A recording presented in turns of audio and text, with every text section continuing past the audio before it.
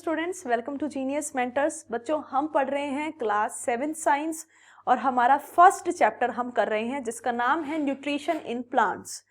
तो अब हम डिस्कस करते हैं बच्चों सबसे पहले कि हमने लास्ट लेक्चर में किया क्या था, ठीक है, ताकि आप आगे उस चीज़ को आगे पढ़ भी पाओ और आप कनेक्ट भी कर पाओ। तो हमने लास्ट लेक्चर में पढ़ा था कि सेप्रोट्रोफ्स क्या होते हैं, यानी कि सेप्रोट्रोफिक मोड ऑफ न्यूट्रिशन क्या होता है। तो आइए सबसे पहले उसी को जानेंगे दोबारा शॉर्ट में और साथ के साथ आगे पढ़ेंगे। तो बच्चों, जैसा कि मैं हमेशा आपको बोलती हूँ कि आप अपनी एनसीईआरटी की बुक ओपन कर लें और साथ के साथ जो एक्स्ट्रा लगे वो आप नोट डाउन करते रहें और इम्पोर्टेंट लगे वो आप साथ के साथ अंडरलाइन करते रहें, which will be helpful for you in your further revisions, right. तो चलिए स्टार्ट करेंगे। सबसे पहले हम जानेंगे सेप्रोट्रोफ क्या होते हैं, ठीक है। साथ के साथ पहेली का क्या मन में सवाल है वो भी जानेंगे, उसका आंसर देंगे। तो सबसे पहले बच्चों, सेप्रोट्रोफ्स क्या होते हैं? क्योंकि हम फंगस के बारे में पढ़ रहे हैं, मशरूम पढ़ा हमने डिफरेंट फंगस के बारे में पढ़ा था लास्ट लेक्चर में। वो क्या करते हैं, कैसा मोड ऑफ न्यूट्रिशन है? They perform saprotrophic mode of nutrition, right. So what are saprotroph? The organisms that obtain nutrients or you can say nutrition from dead and decaying matter। जो dead and decaying matter, खराब या मरी हुई चीजों से खाना या पोषण अपना लेते हैं, उन्हें हम क्या कहते हैं? आर सेप्रोट्रोफ्स। उन्हें क्या बोलते हैं? उन्हें हम सेप्रोट्रोफ्स बोलते हैं। And that mode of nutrition is called, क्या बोलेंगे बच्चों मोड ऑफ न्यूट्रिशन को? सेप्रोट्रोफिक मोड ऑफ न्यूट्रिशन। उस न्यूट्रिशन के तरीके को क्या बोलेंगे? देखो बच्चों, ये बात आप यहां से लिख सकते हो। जो organisms dead and decaying organic matter से अपना खाना ऑब्टेन करते हैं उन्हें सेप्रोट्रोफ बोलते हैं, और उस तरीके को, न्यूट्रिशन के उस तरीके को हम सेप्रोट्रोफिक मोड ऑफ न्यूट्रिशन बोलते हैं। ये आप नोट डाउन कर सकते हैं, सेप्रोट्रोफ और सेप्रोट्रोफिक मोड ऑफ न्यूट्रिशन की डेफिनेशन। अब देखते हैं पहेली के मन में क्या सवाल है, उसका आंसर देंगे। पहेली इज कीन टू नो, यानी कि उत्साहित है जानने के लिए, whether her beautiful shoes which she wore on special occasion were spoiled by fungus during the rainy season। तो जो पहेली है उसके पास एक ब्यूटीफुल से शूज का पेयर है, ठीक है, ब्यूटीफुल शूज है उसके पास, जो वो हर स्पेशल ओकेजन में, जैसे किसी का बर्थडे हो गया, वेडिंग हो गई, ठीक है, ऐसे स्पेशल ओकेजन पर ही वो उन्हें पहनना पसंद करती हैं। तो वो जानना चाहती हैं, उत्साहित है जानने के लिए कि क्या जो उनके शूज स्पॉइल हुए हैं बारिश में, बारिश के मौसम में, क्या वो फंगस ने ही खराब किए हैं, ठीक है। So she wants to know how fungus appear suddenly during the rainy season. देखो, सबसे पहले तो उनके सवाल का जवाब, क्या उनके शूज फंगस ने ही स्पॉइल किए हैं रेनी सीजन में? तो इसका आंसर आएगा बिल्कुल यस, क्योंकि फंगस रेनी सीजन में सबसे ज्यादा ग्रो करती है।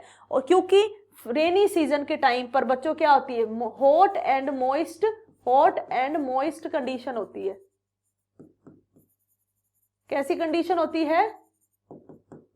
हॉट, यानी कि गर्मी भी होती है और नमी भी होती है बारिश की वजह से। तो इस वजह से जो उनके शूज खराब हुए हैं, उसका मेन रीजन हम किसको बोलेंगे बच्चों? उसका मेन रीजन हम फंगस को ही बोलेंगे, क्योंकि फंगस को तो रहने की जो जगह पसंद होती है, उसी सीजन में पहेली के शूज खराब हुए हैं। फिर पहेली जानना चाहती है कि फंगस रेनी सीजन में सडनली अचानक कहां से आ जाती है। बच्चों, ऐसा नहीं है कि फंगस रेनी सीजन में ही भाग भाग कर आती है, बिल्कुल गलत। जो फंगस होती है उसके जो स्पोर्स होते हैं वो तो हमेशा ही हवा में प्रेजेंट होते हैं, लेकिन वो अच्छी जगह का इंतजार कर रहे होते हैं कि कहाँ उन्हें ह्यूमिड प्लेस, यानी कि नमी वाली जगह मिलेगी, थोड़ी सी हॉट जगह मिलेगी, है ना, जहाँ थोड़ी सी गर्मी थोड़ी सी नमी हो। ऐसी जगह उन्हें जब भी मिलती है तभी वो वहां पर ग्रो कर जाती हैं। तो जरूरी नहीं है कि वो रेनी सीजन में ही आई हैं। Fungus spores are present everywhere, right, हर जगह ही फंगस के स्पोर मिलते हैं, बस वो रेनी सीजन में क्या करती है, ज्यादा ग्रो करना पसंद करती है, because fungus like to grow in hot and moist places, क्योंकि फंगस को हॉट और मॉइस्ट प्लेसेस में रहना पसंद होता है। समझ में आ गया? जो पहेली के मन का सवाल था वो आपको भी समझ में आया कि नहीं आया? ठीक है, चलिए आगे देखिए। तो अभी मैंने जो फंगस के स्पोर्स की बात की है, लास्ट लेक्चर में भी की थी कि ये फंगस के स्पोर्स क्या होते हैं। बच्चों, फंगस के स्पोर्स ही हैं जिसकी वजह से फंगस हर जगह ग्रो कर सकती है, बिकॉज जो फंगस के स्पोर हैं वो हर जगह मिलते हैं। ठीक है, the fungal spores are generally present in the air. कहाँ मिलते हैं? जनरली हवा में ये मिलते ही मिलते हैं। आप अपने रूम में बैठे हो, क्लासरूम में बैठे हो, घर में बैठे हो, हर जगह फंगस के स्पोर हवा में मिलेंगे ही मिलेंगे।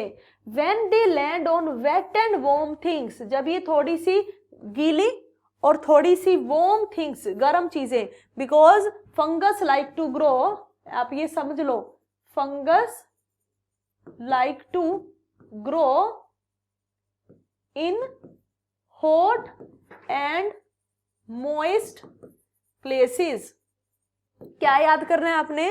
That fungus like to grow in hot and moist places। थोड़ी सी गर्मी, थोड़ी सी नमी इनको मिलते ही इनके जो स्पोर्स हवा में है वो लैंड कर जाते हैं और हमारी चीज़ों को खराब करना शुरू कर देते हैं। ठीक है, जैसे कि अचार, जैसे कि खाना, जैसे कि ब्रेड, जैसे कि लेदर, जैसे कि सारी चीज़ें। ठीक है, ऑलमोस्ट एवरीथिंग, ये हर चीज़ को खराब करना शुरू कर देते हैं, क्योंकि ये वहाँ पर जर्मिनेट करते हैं, मतलब 1 से 2, 2 से 4 ऐसे बढ़ते जाएंगे और ग्रो करते जाएंगे। ठीक है, now can you figure out how we can protect our things from getting spoiled. अब क्या आप ये सोच सकते हो कि हम हमारी चीज़ों को फंगस से कैसे बचाएं? बच्चों, हम उन्हें कैसे बचा सकते हैं? प्रिजर्वेशन करके, या फिर आप अपनी, या तो उन चीज़ों को बचा सकते हैं हम प्रिजर्वेशन करके, जैसे अचार है। अचार हम रोज़ तो हमारे घर में बनता नहीं है, एक बार आपकी मम्मा अचार बना देती है, वो लंबे समय तक चलता है, तो उसके अंदर ज़्यादा से ज़्यादा सरसों का अगर तेल डाला जाए तो फंगस ग्रो नहीं करेगी, क्योंकि ये मैंने आपको लास्ट क्लास में भी बताया था। फंगस क्या करती है, उसे मॉइस्ट प्लेस चाहिए, यानी कि आप ना उसकी कमज़ोरी पकड़ो। ठीक है, किसी को हराने के लिए उसकी क्या जाननी होती है? कमज़ोरी। तो फंगस की कमजोरी क्या है? बिकॉज जो फंगस है वो कहाँ ग्रो होना पसंद करती है? Wet and warm place. तो ऐसी जगहों पर अपनी जो चीजें खराब होने वाली है ना, जो जनरली खराब हो सकती हैं, ऐसी जगह रखो ही मत। ठीक है ना, या उन्हें ढक कर रखो, या उन्हें कवर करके रखो, ढक कर रखो, है ना, यही तो हो सकता है। जैसे मान लो बच्चों, अचार है, पिक्कल है, तो पिक्कल पर फंगस ग्रो करती ही करती है। तो इसीलिए हमें क्या करना चाहिए? पिक्कल के अंदर, अचार के अंदर क्या डालना चाहिए? Mustard oil. जो तेल होता है ना, जो तेल होता है वो मॉइस्चर और नीचे जो हमारा अचार है उसके बीच में एक बैरियर, एक मतलब बैरियर की तरह हो जाता है। बैरियर मतलब ताकि ना तो हवा अंदर जा सके, मॉइस्चर अंदर जा सके, ना कोई अंदर आ सके ना बाहर आ सके, है ना, इस तरह का बैरियर बन जाता है, ताकि जो फंगस है ना वो अचार के अंदर आ ही नहीं पाती, ग्रो ही नहीं कर पाती। तो इस तरह के अलग अलग तरीके हम जान सकते हैं। ठीक है ना, ताकि हम हमारी जो भी चीज़ें हैं, जैसे अचार है, लेदर के शूज़ हैं, अच्छी अच्छी एक्सपेंसिव चीज़ें हैं, उन्हें हम बचा सकें। जैसे ब्रेड ही क्यों ना हो, खाते हैं हम, तो ब्रेड को भी आप बचा कर कैसे रख सकते हो? उसको कवर करके पूरा रखें और फ्रिज में रखें, है ना, उन्हें मॉइस्चर ना आने दे उनके अंदर, क्योंकि मॉइस्चर आया तो वो चीजें खराब हो जाएंगी। चलिए आगे देखिए। Boojho says once his grandfather told him that his wheat field were spoiled by fungus. तो बूजो क्या कह रहे हैं कि एक बार उनके दादाजी, उनके ग्रैंडफादर ने उन्हें बताया था कि उनके जो व्हीट के फील्ड्स हैं, यानी कि जो व्हीट खेत हैं व्हीट के, वो स्पॉइल हो गए थे, खराब हो गए थे। किसकी वजह से? फंगस की वजह से। ऐसा क्यों? So he want to know if fungus cause disease also. वो जानना चाहता है कि फंगस बीमारियां भी करता है। तो इसका आंसर आएगा yes. Fungus also causes diseases, fungus बीमारियां भी करता है, क्योंकि उनके दादाजी ने उन्हें क्या बताया कि उनके वीट फील्ड्स जो थे उन्हें फंगस की बीमारी लगी थी, फंगस ने बीमारी कर दी थी जिसकी वजह से सारी फसल खराब हो गई थी। तो वो पूछ रहा है कि क्या फंगस बीमारियां भी करता है, तो आंसर आएगा यस, फंगस बीमारियां भी करता है। वो प्लांट को भी बीमारियां करता है, एनिमल्स को भी बीमारियां करता है बच्चों, वो सभी को ही बीमारियां करता है। ठीक है, सो पहेली टोल्ड हिम, पहेली ने इस बात का क्या जवाब दिया, that many fungus like yeast like mushroom are beneficial और यूजफुल। तो पहेली ने जवाब में क्या कहा कि कुछ फंगस तो ऐसी हैं जो हमारी दोस्त हैं, जो हमारे लिए यूजफुल हैं। ठीक है, और उन फंगस में आती है बच्चों यीस्ट, ठीक है, यीस्ट और मशरूम। ऐसा क्यों बच्चों, ये दोनों अच्छी क्यों है? क्योंकि मशरूम तो हम खाते हैं, है ना, मशरूम तो हम खाते हैं। हम बच्चों ऐसी फंगस क्यों खाएंगे जो हमारे लिए बेनिफिशियल ना हो, जो हमें बीमारी करे? क्या कोई ऐसा जानबूझ के कोई चीज खाता है जिसकी वजह से उसे बीमारी भी हो और वो खा भी रहा है? नहीं बच्चों, ऐसा नहीं होता। तो अगर हम मशरूम को खाते हैं, एडिबल है वो, edible means we can eat mushroom, right? तो जब हम मशरूम खा रहे हैं तो बच्चों वो यूजफुल है, इसीलिए खा रहे हैं।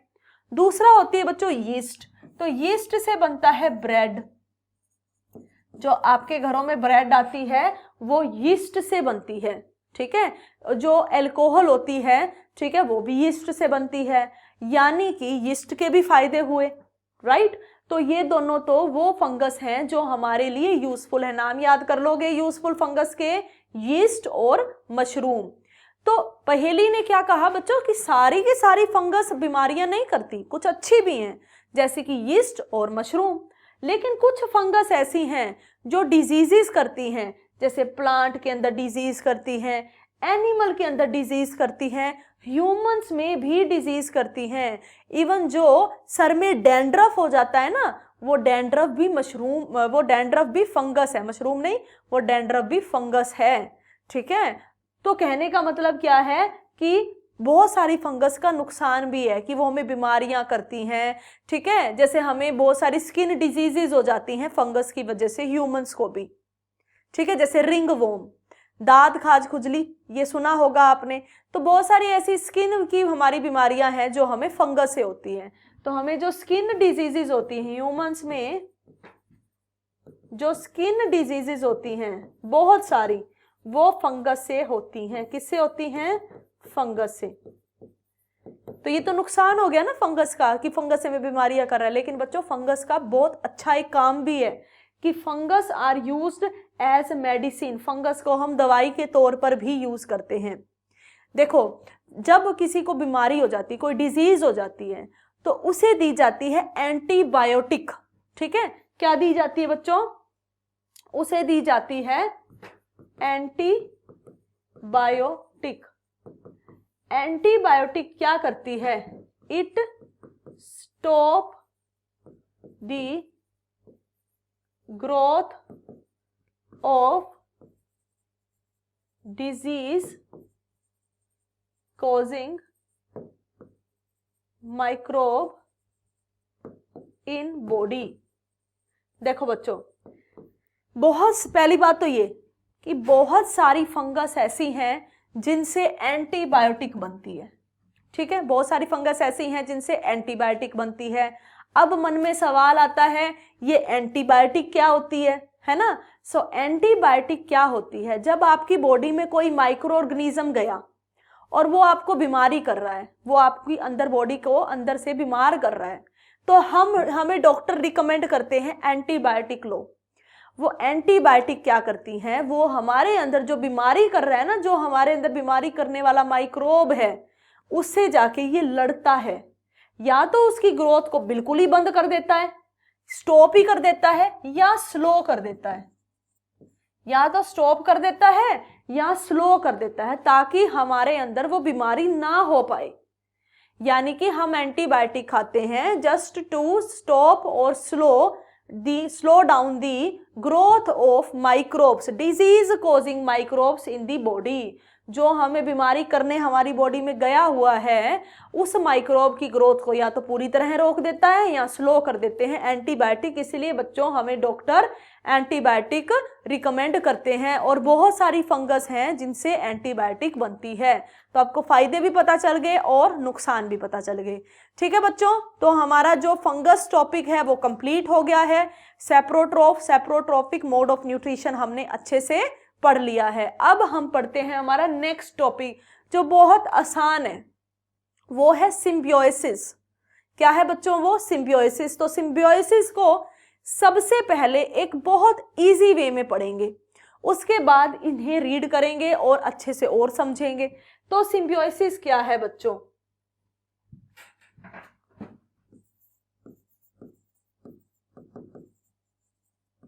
मान लो एक ए नाम का पर्सन है, एक बी नाम का पर्सन है। ठीक है, दो पर्सन है ए और बी। ठीक है, अब ए जो है वो तो बी का बेनिफिट करता है, उसका फायदा कर रहा है कोई ना कोई, और बदले में जो बी है वो ए का बेनिफिट कर रहा है। यानी कि यू कैन से दोनों एक दूसरे का फायदा कर रहे हैं। ठीक है, जैसे कि आप दो दोस्त हो तो आपने सहमति से कहा कि तू तो मेरे लिए अच्छा लंच ले आई हो और मैं तेरा होमवर्क कर दूंगा। ठीक है, यानी कि आपने तो उससे क्या लिया? लंच लिया, और उसने आपसे क्या लिया कि आपने उसका होमवर्क कर दिया। दोनों ही एक दूसरे का फायदा कर रहे हो। इस तरह के रिलेशन को ही हम सिम्बियोसिस कहते हैं। यानी कि सिम्बियोसिस में जो दो ऑर्गेनिजम्स होते हैं ना, वो दोनों एक दूसरे का बेनिफिट कर रहे हैं। ठीक है, याद खो जाएगा ना, दोनों एक दूसरे का बेनिफिट कर रहे हैं। Both are helping each other somehow, किसी भी तरीके से। जरूरी नहीं है कि आप किसी का होमवर्क कर रहे हो बदले में वो भी आपका होमवर्क कर रहा है, सेम बेनिफिट होना जरूरी नहीं है। किसी को क्या बेनिफिट होगा, किसी को क्या होगा, लेकिन दोनों एक दूसरे का अल्टीमेटली बेनिफिट कर रहे हैं। इस तरह के रिलेशन को हम सिम्बियोसिस कहते हैं। जैसे आप ऐसे याद कर सकते हो कि आपने किसी से कहा कि मैं आपका होमवर्क कर दूंगा, आप मेरे लिए ऐसा ऐसा लंच लेके आना। ठीक है, जस्ट फॉर योर एग्जाम्पल। तो दोनों एक दूसरे का कोई ना कोई बेनिफिट करो, ऐसे ऑर्गेनिजम्स के रिलेशनशिप को हम सिम्बियोसिस कहते हैं। Is it clear? तो आपने इस तरह समझना है कि एक ऑर्गेनिज्म दूसरे का कर रहा है और दूसरा उसी का कर रहा है, एक दूसरे का कर रहे हैं, ऐसे को हम क्या बोलेंगे? सिम्बियोसिस। तो सिम्बियोसिस की डेफिनेशन क्या होगी?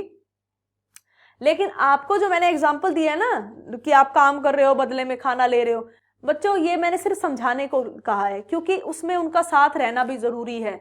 आप थोड़ा अपने दोस्त के साथ रहोगे, वो तो सिर्फ समझाने का था कि बेनिफिट ऐसा होना चाहिए। ठीक है, यानी कि सिम्बियोसिस क्या होती है? जिसमें दो ऑर्गेनिजम्स पहले तो साथ में रहते हैं, दे लिव टुगेदर। क्या करेंगे?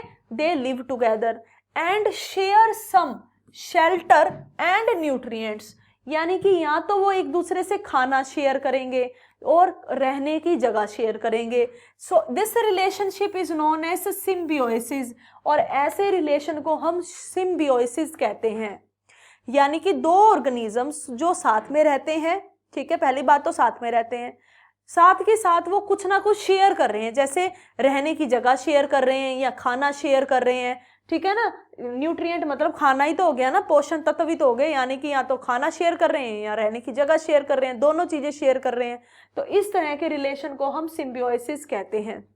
फॉर एग्जाम्पल, जैसा कि मैंने आपको लास्ट लेक्चर में भी बताया कि फंगस कभी भी अपना खाना पसंद नहीं करती बनाना, ना कि फंगस अपना खाना खुद बनाती है। रीजन भी आपसे पूछा जा सकता है कि why fungus can not prepare its own food. So what you will write fungus can not prepare their own food because fungus do not have chlorophyll. भाई फंगस के पास क्लोरोफिल ही नहीं होती, तो जब इसके पास क्लोरोफिल नहीं होती तो अपना खाना कैसे बनाएगी? तो फंगस ना सबके साथ ना दोस्ती करना चाहती है कि तुम मुझे खाना दो, मैं तुम्हें कोई और चीज दे दूंगा। तो फंगस औरों के साथ सिम्बियोटिक रिलेशनशिप ही बनाना पसंद करती है। ठीक है, certain fungus live inside the root of plant. पहली बात सुनो, क्या बताया कि कुछ फंगस हैं जो कहाँ रहती हैं? प्लांट्स की जड़ों में। तो अब ये एक दूसरे का क्या फायदा करेंगे, दो हो गए ना, दो हमारे पास हो गए। मतलब एग्जाम्पल में सुनो, एग्जाम्पल में कहा कि जो फंगस होती है, fungus grow inside the roots of plant, plant की रूट्स में फंगस ग्रो कर रही है।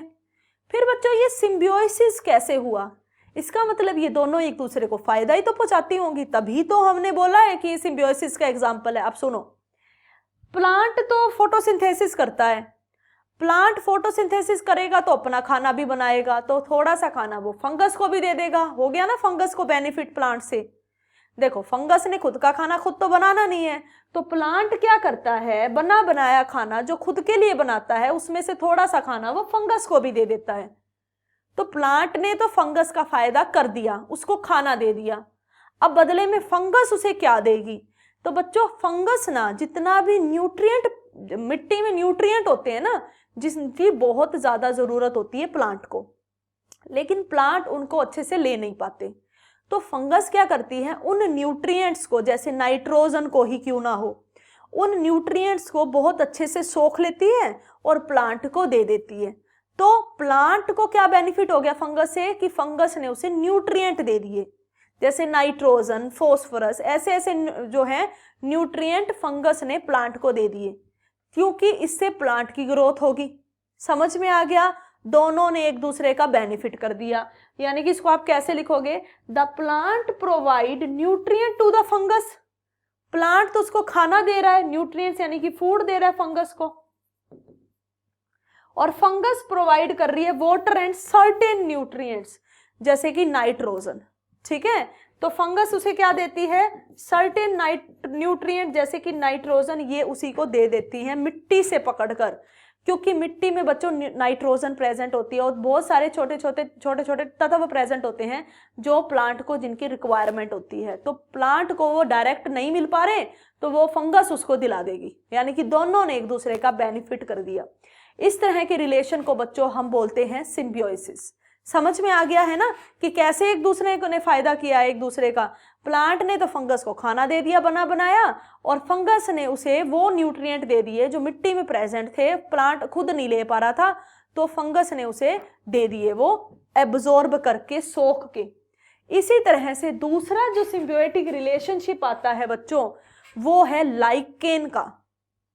अब ये रिलेशन समझो, लाइकेन में भी दो ऑर्गेनिजम्स हैं जो एक दूसरे के साथ रहते हैं, और वो दो ऑर्गेनिजम्स एक दूसरे का बेनिफिट करते हैं।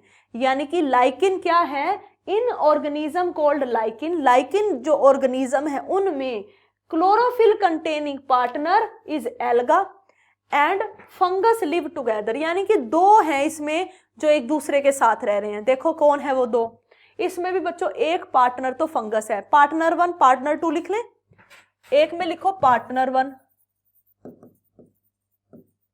और एक जगह लिख लो पार्टनर 2। पार्टनर 1 तो है बच्चों एल्गी, और पार्टनर 1 तो है एल्गी, पार्टनर 2 है फंगस। याद हो जाएगा, पार्टनर 1 तो है एल्गी और पार्टनर 2 है फंगस। हमने सिर्फ इतना देखना है कि फंगस इसका भला कैसे कर रही है, फंगस इसका भला कैसे कर रही है, और एल्गी फंगस का भला कैसे कर रही है। तो बच्चों जो एल्गी है ना, ये फोटोसिंथेसिस करती है, फोटोसिंथेसिस कर पाती है, माने कि प्रिपेयर फूड, खाना खुद बना पाती है। तो एल्गी क्या करती है, अपना तो खाना बनाती है, और ये फंगस को भी, देखो मैंने एरो इस तरफ लगाई है, यानी कि जो एल्गी है वो फंगस को फूड देती है। समझ में आ गया। और बच्चों मैंने आपको क्या बताया था, फंगस किसी के साथ भी जब दोस्ती करती है ना, तो एक ही फायदा चाहिए उसको तो फूड ही चाहिए, क्योंकि वो खुद का खाना खुद नहीं बना पाती। तो वो जिससे भी दोस्ती करती तो क्या कहती है कि मैं तेरा फायदा जरूर करूंगी, लेकिन मुझे तो तूने खाना ही देना है, मेरा तो सिर्फ इतना ही फायदा कर देना कि मुझे खाना दे देना।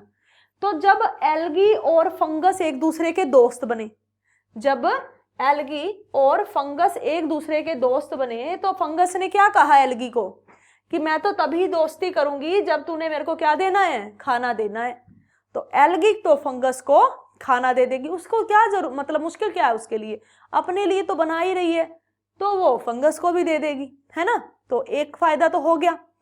अब फंगस जो है वो एल्गी का क्या बेनिफिट करेगी, ये क्या करेगी, एब्जॉर्ब करवा के देगी वाटर एंड न्यूट्रिएंट्स।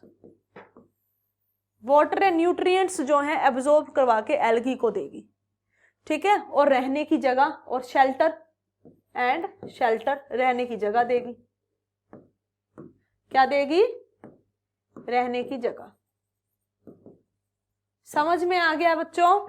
इस तरह से दोनों ने एक दूसरे का फायदा किया है, और इस रिलेशन को हम लाइकेन बोलते हैं। इस ऑर्गेनिज्म की कॉम्बिनेशन को, दोनों की कॉम्बिनेशन को हम लाइकेन कहते हैं। समझ में आया। यानी कि फंगस तो उसे शेल्टर दे रही है, रहने की जगह दे रही है, पानी दे रही है, मिनरल दे रही है, किसको, एल्गी को। और एल्गी बदले में उसे क्या दे रहा है, जो फंगस को चाहिए, खाना। और एल्गी क्या दे रही है, in return algae prepare and provide food to fungus. वो अपने लिए खाना तो बनाती है, फंगस को भी दे देती है। तो दोनों ने एक दूसरे का क्या किया बच्चों, बेनिफिट किया। लाइकेन में जो एल्गी है वो अपना खाना खुद बनाती है, तो उसने फंगस को भी दे दिया। बदले में फंगस उसे क्या दे रही है, वाटर, मिनरल्स और शेल्टर, ठीक है। जो कि आप ऐसे भी याद कर सकते हो और इस तरह से भी लिख सकते हो, ताकि ज्यादा जल्दी याद हो सके, ठीक है। अब देखो लाइकेन दिखता कैसा है, कुछ ऐसा आपको पेड़ के ऊपर दिखता है लाइकेन, जिसमें ये ग्रीन कलर की काई भी है और इसी में फंगस भी है। इसके अंदर ही दोनों चीजें हैं। इसमें आपको एल्गी भी दिखेगी, ध्यान से देखोगे तो, और इसी में आपको फंगस भी दिखेगी। दोनों के कॉम्बिनेशन को लाइकेन बोलते हैं। यानी कि लाइकेन को आप बोलोगे fungus plus algae, fungus plus algae is equal to lichen, ठीक है। क्या लिखेंगे हम, fungus plus algae is equal to lichen. समझ में आ गया कि जैसे A plus B is equal to A B, इसी तरह से fungus plus lichen is equal to lichen. Fungus plus algae is equal to lichen. याद रख लेना बच्चों कि इन्होंने एक दूसरे का क्या क्या फायदा किया है। क्लियर है, इतना समझ में आ गया बच्चों। तो आज के लिए हम इतना ही करेंगे। अब हमारा एक टॉपिक और रह गया जो हम हमारी नेक्स्ट क्लास में करेंगे, और हमारा जो चैप्टर है वो कंप्लीट हो जाएगा। फिर हम इसके कीवर्ड्स और एनसीईआरटी क्वेश्चंस करेंगे। तब तक बच्चों इसे रिवाइज जरूर कीजिए, और ये सिम्बियोटिक रिलेशन में एक दूसरे का क्या बेनिफिट करते हैं वो आप जरूर से जरूर लिख लें और उसे याद करें, ठीक है। तो मिलते हैं हमारे नेक्स्ट लेक्चर में, तब तक इसे रिवाइज कीजिए। All the best.